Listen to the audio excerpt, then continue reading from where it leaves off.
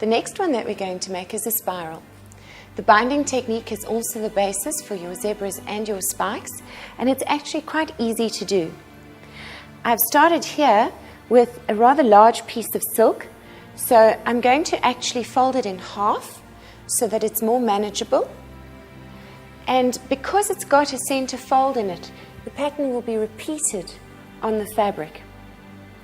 You choose the place where you want the center of your spiral to be, and you create a crease in the cloth. Then you attach the vice grips to that crease and you start to twist.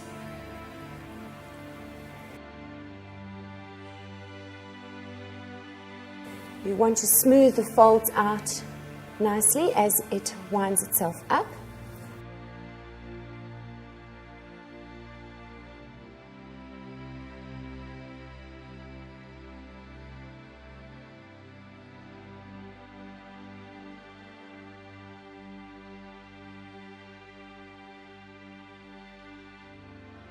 Once all the creases are in place, you can loosen the vice grip and remove it. Here you need to be quite careful because sometimes it will pull the whole thing apart.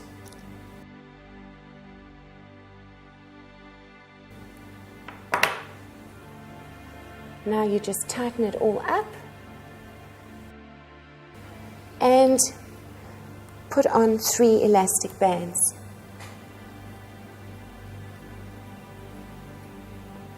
It's quite important that you use 3 elastic bands. You'll see why when we start to dye the thing. And it's also quite important that they cross over the center of the twist of your bundle.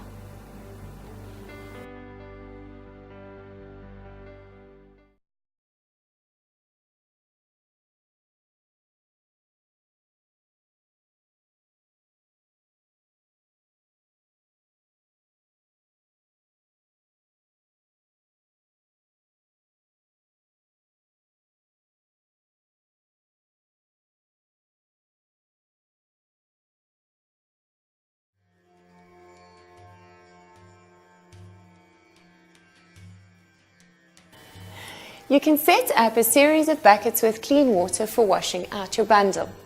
At no stage during the washing process should you stop and leave the fabric lying in a wet crush.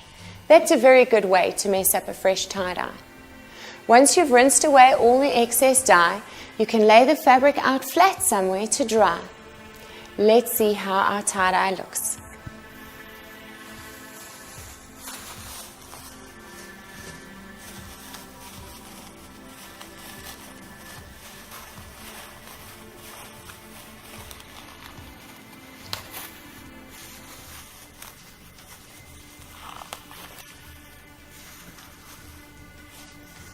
It's a good idea to rinse off the worst of the excess dye in a bucket before you take off the bindings.